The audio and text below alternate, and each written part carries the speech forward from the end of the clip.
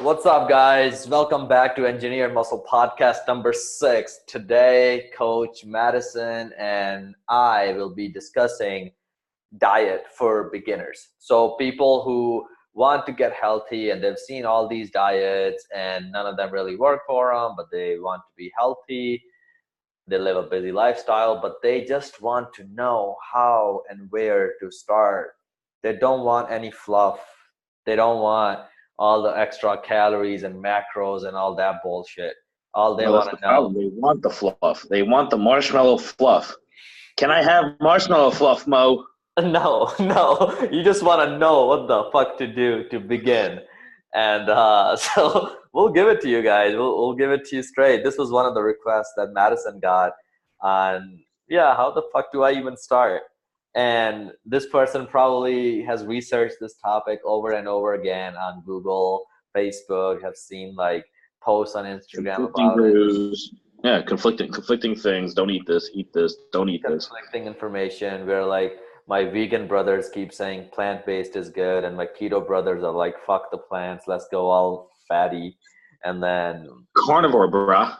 yeah, dude, and then Susan at work has been doing paleo, and then Mark at work has been doing fucking water fasting. So our brother John here is just, debated, conflicted, and he came to us. And he came to the right people. We're gonna give it to you straight, no bullshit. We'll tell you the truth. So with that, I'll give it over to Madison and have him start. Yeah. So, what's important to know about eating healthy? And for those not watching, I'm putting quotations on that.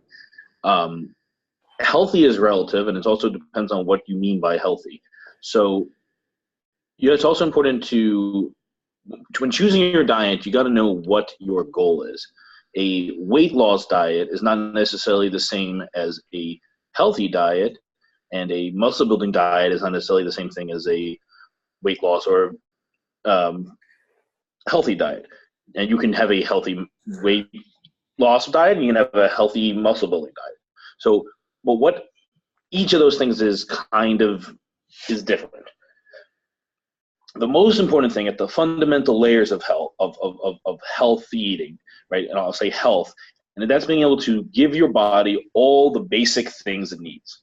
So what does your body need? And we'll start there, and then we'll kind of look at how you tweak from there first to accomplish your goal, whether that be weight loss, muscle building, and then after that, how to make that fit into your lifestyle. So the first thing that we'll start with is your body needs calories and it needs certain substrates. Substrates are basically building blocks. You need certain materials. You need proteins. You always need protein. You need fat. Yes, you need fat. As far as macronutrients, that's all you need. You do not need carbs. Your body does not need carbs to live, to make anything, to do things. If you are, for those that Should I you're drop listening, all carbs? I'm not necessarily saying to drop all carbs, but I'm saying that your body does not need carbs. If you are, for Sorry, I had to all pause. the competitive athletes out there, and all my bodybuilders and my power lifters and everyone else, you have a different demand for carbs than someone who does not work out and someone who's sitting on their couch and works a 9-to-5 job. If you are not physically exerting your body with intensity every day, you do not need, well, you never need carbs, but if you are someone who's doing those activities that I mentioned, you will benefit from carbs. But back to where I was going, right? You need protein, you need fat. Your body is built out of these substrates. Your body makes everything that's inside of it using those materials. Also, to do that, you also need micronutrients and minerals to act as cofactors and enzymes and a bunch of different things that are related in how your body works effectively. And that is then your micronutrition. And that's often what gets overlooked in most diets out there, especially weight loss diets that are like chicken breast and broccoli. That sounds so good right now, especially with a bag of rice. That will do me. That will do me. Someone's hungry. That Yeah. will do me justice right after this. You were saying? Sorry, got you distracted. Oh no, that's good. So just to start, you need at least you want to outline calories and BMR type stuff. Should we go there? I don't have to go like into the numbers, but I'm just going to give like for instance, I was going to start with like at least 1 gram of a gram per pound body weight of protein. So if you weigh 200 pounds, you should have at least 200 grams of protein a day. But then how much fat and or carbs you have after that depends on how many calories you need, as well as your goals.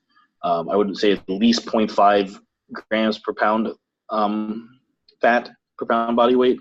But that's just kind of like your base level. After that, it's how many calories you need for your day. No, I agree. Go ahead and define basic metabolic rate, like the starting point for our brother John. Okay. Yeah. All right. So BMR, or a basal metabolic rate, is basically how many calories, how much energy your body needs to continue being alive, to stay the same and be where you are right now. So if you're 200 pounds, if you eat your BMR in calories, you will remain 200 pounds for as long as you do that. So there are a whole bunch of different calculators out there. The accuracy is not perfect, but they can also be in a starting place. But you gotta see. Honestly, the best thing to do is just write down everything you're eating, and add it up and find out how many calories you're actually eating, and weigh yourself throughout a week. If you do this for 2 weeks, you'll have more than enough data, and you'll know what your BMR is, because you'll know how many calories you're eating and if you're gaining or losing weight. And if you're maintaining weight, you know you're eating at your BMR, and that's how many calories your BMR is. That's like completely accurate. Using a calculator will give you a good estimate. And you can find them online, and they're free to use. So let's say you need 2,000. You use a calculator, you find you need 2,000 calories, of 2,000 calories a day to maintain. And we'll say right now we're just maintaining. Yep. If you eat, so you're 200 pounds, you need 2,000 calories. So you're eating at least 200 grams of protein. We'll say let's say 220. What's that times 4? 800. 220 times 4? Yeah. 880. 880. Yeah, so that's 880 calories from just your protein. Then if you do fat, and say you're eating 100 grams of fat, that's 900 calories. You're now at like, what's that? 1780. Yeah, 1780. You have another roughly 300 calories to get from either carbs or fat. And that's really your choice, depending on what kind of foods you like. I mean, 300 calories. 300 calories from carbs is what? How many carbs is that? 300 divided by 4. Yeah, 75. That's not bad. I mean, that's on the lower end, but that's not bad. I would say, yeah, I wouldn't be against that diet. That's just really basic. That's just like giving yourself enough protein and enough fat. Arguably, your fat could be a touch lower, but that's just to meet your protein and fat requirements, and then the rest is making up the calorie difference. And those numbers might be weird too, because I just chose 200 pounds body weight and chose 2,000 calories. But then we want to start about quality of food, and quality of food is both the quality of your proteins, fats, carbs, and also what micronutrition they contain. So this is the reason that whole foods are always best, and much better than any processed foods, and also better than supplements, because whole foods contain a wide array of nutrients. So, for instance, let's say beef. Let's take beef versus chicken. Beef is much more nutrient dense than chicken is. The protein is better. There is more fat. There's also more micronutrition. There's more iron, there's more creatine, there's more minerals. Sally at work says beef gives you cancer and we should all be vegan. And that would be vegan propaganda, because there's also people who eat nothing but beef and all their things improve and reverse stuff. Have they actually done those studies? Have they actually done studies like that? I don't know if they've studied it, but there is a shitload of anecdote. There are people who have very, very severe immune disorders, who are like allergic to everything, who switched to eating only beef and salt, and reversed all their immune problems, their arthritis, their depression, which was a result of their diet, stuff like that. So there's a whole bunch of anecdotal cases that I can say definitively. I would have to go check the research for if there have been larger studies done. No, but and John, yeah, because I keep saying John because that helps us picture our person who asked that question. So, John Doe. Yeah, John Doe. That John Doe. That John Doe. So, yeah, brother. And it's so fascinating. Like, I like those ratios a lot, and I operate at a really high quality. See, quantity, I always say, like the quantity of your food will help you lose weight. The quality of your food will make you a high performer. And yes, I agree 100% with that statement. Yeah, so like that is super important. So the first thing to figure out is the quantity. So the basic metabolic rate that Madison talked about, like find like an easy calculator online. And I will actually caution you there too, just because I've seen a lot of people fall into that rabbit hole where they start thinking that it's the number of calories that's going to give them results, and then they don't see results, and then they feel like shit. At that point, even me and Madison, we hire coaches to work with us. At that time, you want a third party to step in and help you out. So like, and this isn't even to like sell you on our coaching. This is just to make the point that not to sell you, but we're the best. We are the best. And I see that over and over and over and over and over again, where people come to me and they're like, Mo, what's the best macronutrient ratios? Is it like 30, 30, 40, or is it this, that? Or it's like, how many calories should I be eating? And I'm like, there's no way to tell besides working with you one-on-one and monitoring your progress for a few weeks and really seeing how your body reacts. Like, it's so fascinating how sometimes we try to save a few $100 to avoid hiring a coach or a trainer, and then we end up fucking ourselves over for the next 5 years. Because absolutely. Not only do you end up like spin your wheels and not go anywhere, sometimes you'll fuck yourself up and get like metabolic issues and disorders. Like and also like to your point, when like there's no way to know without working with you. Your ideal macro ratio now is different than it was last year, and it might be different in 2 months. Same goes for me and John watching, right? So your body changes because I'm a different composition than I was a year ago. I'm a lot more muscle now. How many calories I need, what kind of calories I need is different, and it changes, and that's really where a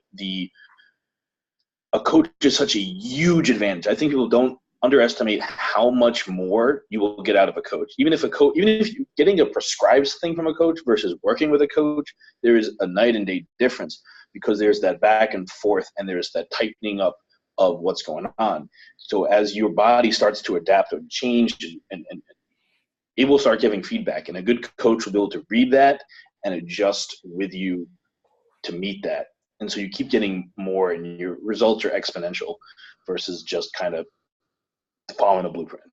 No, and I totally agree, and I think I'll add to that, because that is just like I got a new client last week or this week, I don't remember, but he was on ketogenic diet, and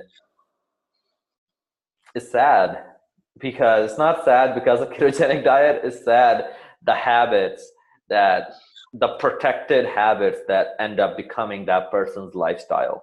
And what I'm really trying to say is that this person was overweight. He was put on keto to lose that weight. He lost, 60, 50, 60 pounds or whatever, which So was then he good. loved it.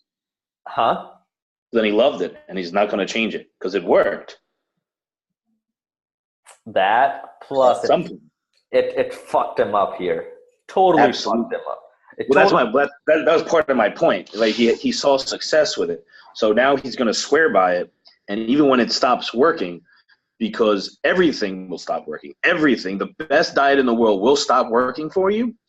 If your perfect diet will stop working for you at some point. Mm-hmm. And something's going to have to. And like, so here's this person who is used to weighing himself 3 to 4 times a day. A day. Jeez. Jesus. Right? Like, and bro, this is not just one. I've had a few ketogenic clients who were like past ketogenic who came to me to take it to the next level. And I'm just like, I have to be like that. See, we're talking about coaching being draining sometimes. Imagine having to do mindset work and sit down with somebody like that. And like, it's all mindset work. Yeah. So like, it was just so, I'm so glad we were working together because he's already seeing progress. Like I didn't even and for him, I didn't even add like 200 grams of carbs the first week. I gave him like very few carbs, and I was like, just let's bring you back into life. Let's bring you back into normal shit. And it was just fascinating to me, like how, like he would tell me he's a busy person, lives a pretty busy high-end life, and he's like, there are days when he would weigh himself in the morning and see that he gained 1.5 pounds, and his whole day was ruined. And it's so bad. And dude, like that's the story. That's the story of John that is asking that question. That's the story of a lot of people who want us to like give them the plan, the diet, that, or that. And it's just, I feel it's a disservice. I mean, we do these podcasts, we give away so much for free, but sometimes it feels like a disservice because I know, like Gary Vee says, 99% of you fuckers won't do shit with it. Like you, like Madison can give you the best plan in the market. He can teach you everything. I can teach you everything. And then at the end of the day, you're still going to be waiting for New Year's. And then on January 1st, nothing's going to change. Nothing's going to change. And it's not even accountability. It's the lack of planning. Like we can give you the best plan, but unless we sit down with you one-on-one and like, it's everything. It's discipline too. I know John. John is not disciplined. John will say he's going to go and then bail. And he'll say he's going to go and then bail. And then at the anything that comes up, it's an excuse not to go, not to continue, for it to change, to go off. And that's ultimately how you get to where you got to go is discipline and consistency. And the most simple, maybe the hardest, maybe the simplest, maybe the easiest part. It's both the hardest and the easiest part, but that's really all you got to do. You got to keep showing up and keep putting in the work. And that's the most important thing. And I just want to say to Mo's point, I want to say to all you out there who are watching, to all you Johns, I vary 10 pounds in a day, right? I can't, there are easily some days I can be 10 pounds heavier. I can be 10 pounds lighter within a 10-pound range, not a 20-pound range, plus or minus 5, right? Yeah. I can't let that mind fuck me. Because if you let that mind fuck you, if you have to understand that weight is not going to be is not so concrete. You are at least 70% water at any given time, right? Usually more. And for your keto client, he probably ate a little bit of carbs, which increases water retention. So he gained weight. But did he gain fat? Probably not. Right? And I'm a big proponent of ketogenic diets, low carb diets. They have a place, they have a usage, they are a tool in my toolbox. But I am not a diehard anything, first off. Everything has its place. But it's also it's important to understand what does what. So when you see a spike in your scale, be like, oh no, did I gain 10 pounds? Or wait, I had a really salty, really carby, little extra fatty, greasy, whatever meal. I'm probably holding something from that. I haven't shat in a day, so I'm probably holding some weight from that, right? So there's other reasons you can hold weight, even like and where you hold that weight too. Like for those who for my bodybuilders out there, we all know the best feeling is when you are swole and full and pumped as fuck, right? But that's water. That's water in your muscle, and that gives you that full, tight skin, and you look leaner, but you're heavier, right? And the opposite happens when you start cutting down. You start being flat, and you're like, oh, I look fat, but you're actually coming down, and you're getting lighter. So you can't let yourself get mind fucked by these things. 100%. And at the end of the day, like my thing is, guys, like look at your body, look at your progress pictures more than you look at your weight. Like keep an eye on the weight, but like don't let it mind fuck you, because numbers will mind fuck you if you let them. And your body will start to change if you're doing everything correctly. If you're showing up every day, you're disciplined, you're consistent, your body will start to show changes. And it's just that beginners have such a hard time noticing those changes. Like it takes a trained eye. Like your body is not going to change overnight or in a day or 2 days. It takes time. And yeah, guys, like don't let that get to you. And with carbs or whatever the case may be, like a lot of people, this is what happens. People say they're on keto, and then every fucking Monday night and Wednesday night, they're eating brownies and a big slice of pizza. Not even one slice. They eat a lot of pizza. And then they go back to that, and then they're like, see, have you ever noticed that one person at work who always brags about that they lost 44 pounds? And then you're like, why the fuck did I not notice any difference? You ever had that? Like I have that happen so often. Almost every person that I tell that I'm a personal trainer, I'm a fitness coach, they have that number in their head. They're like, yeah, I last year I just lost 35 pounds, or I did this. And I'm like, I've known you for 3+ years. Right? When does transformation occur? No, and it's so fascinating to me. Like I remember when I did my very first transformation and lost some weight, everybody would notice it. And I noticed it. Everybody would tell me that, yeah, damn, you lost some weight. And if you're having to convince other people that you lost weight, then, I mean, you probably didn't lose that much fat. Like, you still don't look very different. So, and I'm not saying, like, other people's opinions really matter and shit like that. But what I am saying is that forget about the past. Forget about the numbers in the past. Where are you now and where you're going? That's what we're after. So what Madison was talking about, finding out your BMR, then figuring out your calories, determining your fat and protein ratios, then whatever is left, do with the carbs, add some carbs back into your diet. Don't be afraid of them. They can really help you with your strength. Don't be afraid of them. But if you love fat and you prefer them to be fat, you can do it with fat. 100%. But I'm not telling you to do either. So you do that. Those last 300 in that particular case are up to you. And so then we're getting into actual food choices and the micronutrients, right? And so, like I said, in one instance, beef, for instance, is a better choice than chicken. It's more nutrient dense. And there's certain nutrients you want to get that are less that people often miss. So a lot of people don't eat enough salt. People are afraid of salt, and they think that they're going to have high blood pressure, and that's not true. It's a myth and a bad one. Your body will adjust, and you'll be better hydrated when you increase your electrolytes and you start consuming more salt. So season your food and salt liberally. It's also a really great performance enhancer in the gym. You'll get a lot of better pumps too.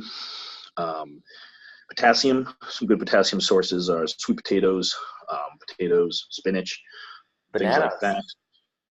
Bananas are not as great as people say. They're very well known for being a potassium source. And they are a potassium source, but they're like a sweet potato is like four times more at least.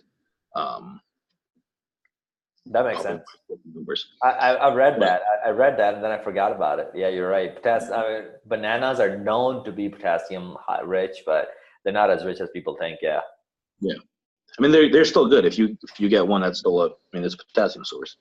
Some other ones. Here's one that I really like for especially this one's really important for your metabolic health, and that's getting enough.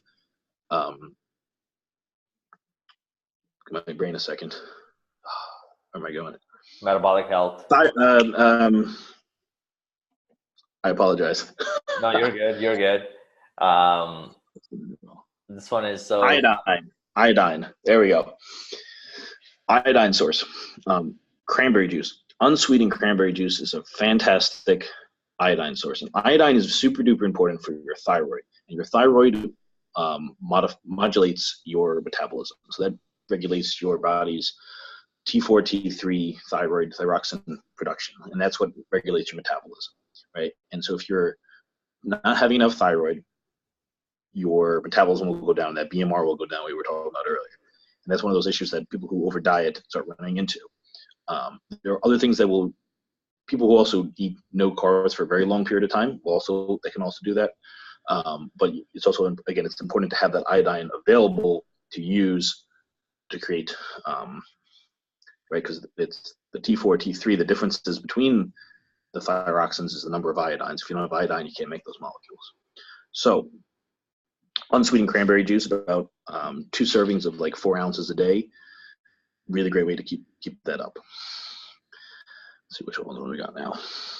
If you're eating red meat, you should be getting good iron. Red meat is really, really healthy. It's a good fat source. Don't be afraid of cholesterol. There's another one. Cholesterol is not a cause of heart issues. That is a myth that has been from a bunch of really bad studies from like the 70s. What's up with the 1970s, man? Well, in the 1970s, you have a lot of corporations who got more and more invested in the food industry. Yep. And I believe it was 1970, what year was it? Nixon passed a bill, which is when we first started subsidizing corn, and that really changed the food industry. Oh, wow. And really started to industrialize it. And that's why you can, in any processed food, you will more than likely going to find corn, because corn is dirt cheap and is used for everything. So give John his plan. Summarize it for him. Yeah. Okay. So, I give you the amount of protein, the amount of fat, and then your remaining calories. Two servings of cranberry juice, 4 ounces. 2 4-ounce servings of cranberry juice twice a day. 2 servings once a day. Whatever. 2 servings once a day. Yep. There you go. Anyways, what was the last thing I was talking about though? You got your iodine. Make sure you're salting. Your fat. Don't be afraid of cholesterol. Cholesterol is the base. Red meat is a great source. Whole eggs. You should have at least like 2 to 3 whole eggs a day, depending on how big you are. Again, cholesterol is the backbone. That is a good portion of your hormones are built off of, including your testosterone for our men out there, which is going to get you bigger, stronger, leaner, and keep those sex drive working and everything. So kicking well.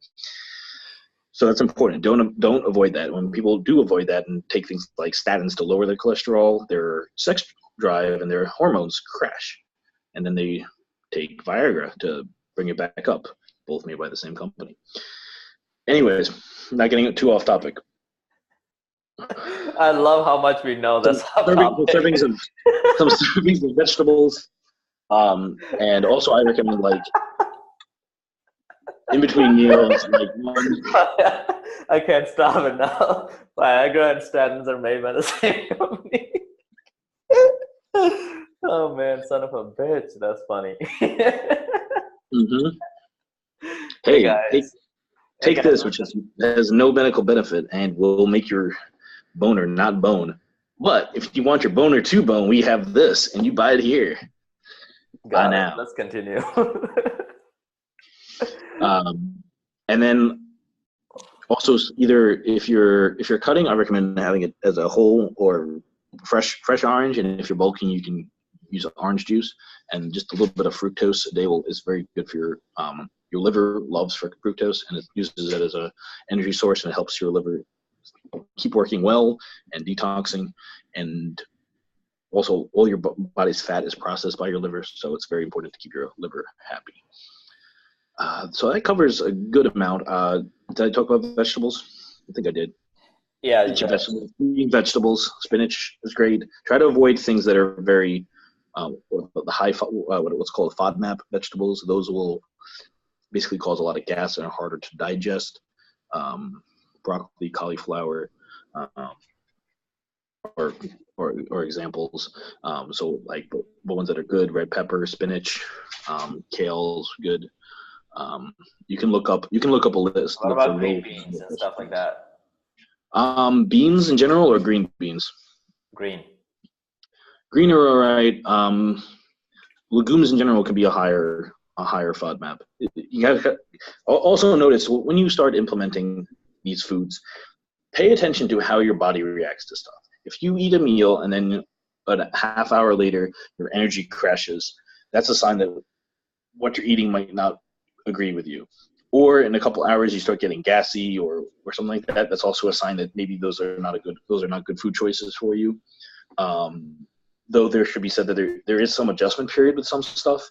So sometimes your body needs to acclimate, and your bacteria and your gut need to shift to. So the last thing, I love that you said that. So an orange juice for the liver, for fructose, a cranberry juice for the iodine, just 2 servings, unsweetened cranberry, and salt your stuff regularly for the electrolytes. I think those are pretty big 3 recommendations you had, in addition to the vegetables, in addition to the carbs, fats, the building blocks. And guys like John, if you're getting really confused here, don't be sorry, because I'm using the wrong word. Don't be too hard on yourself. I would just say like as Madison started talking, like get your fats and proteins in order, and then the next week start incorporating more and more things into it. Because if we're overwhelming you, we're not doing our job well, and that's not what our aim is. We want you to listen to this and be like, okay, I can do it. And before you know it, you have this whole thing figured out. I think I can. Right. Like slowly but surely. Don't get overwhelmed. First, your priority should be your proteins and fats, and then carbs, and then keep working from there. And then you're like, okay, how do I prepare my meats? Well, for your meats, you're going to add some salt, like Madison was saying, salt it up liberally, and don't be afraid of the cholesterol. And then, add a serving of orange juice in the morning, add a serving of cranberry juice, unsweetened cranberry juice at night. Like, these are like very good things that we're giving away for free. And I want you guys to write them down and seriously note them, because every fucking fitness coach out there is trying to sell you their CBD oil, and they're trying to sell you like their fucking, some kind of a detox kit. Like, you don't need that. We're telling you the real shit, the real stuff on the market, the stuff that, we can make a lot more money on. But our whole objective with this podcast is not to, fill up our bank accounts, is to help you guys out and help you guys take it to the next level. And if you need our assistance getting to that next level, and if this information is just not enough, that's when you hire us as coaches. That's what we do. That's what we're really good at. And yeah. And if all else fails, just get our new product, Super Burn X, the most extreme fat burner on the market. Burns 20 times more fat than anything. While you're standing around, shred that fat off. Go to the gym, shred it. Fucking kill me right now. Triple X. What? Fucking kill me right now. I can't stand those promotions. They're all over the place. But yeah, man. Any concluding remarks for this? Because this was very short and concise. I like that. Buy Super Burn X in stores soon. Guys, there's no such product. For those of you that don't get our humor, we're kidding. Coming soon. If you're gonna run down the street and buy from Engineered Muscle Labs, the most extreme fat burner on the market. Don't wait around another second. Shred. We're gonna come up with a replacement for statin and Viagra too. Stat Viagra. Crash your cholesterol and give your rock hard boners at the same time. Cause America, that's why. This is the funniest podcast we've ever done. All right, guys, peace out and stay in touch. Give us feedback on how you like this and what are you guys doing to further improve your health via our Subscribe, like, follow along. Love you guys. yeah. We're doing this for you guys, and I want you guys to be the optimal, badass, high performers at work, at home, at every area of your life. So keep kicking ass, keep us posted, give us feedback, and follow me on @Mojias on Instagram, and follow Madison at what is it? Mastodon_strong. Hell yeah! And feel free to email us at engineeredmuscle1@gmail.com. engineeredmuscle1@gmail.com. Hit us up, guys. I love your feedback. Source for engineered muscle. What is it? The #1 source for engineered muscle. That's us right here. All right, guys. Peace out. Have a great, whatever you're doing right now, have a great the rest of your day, and keep making some more gains.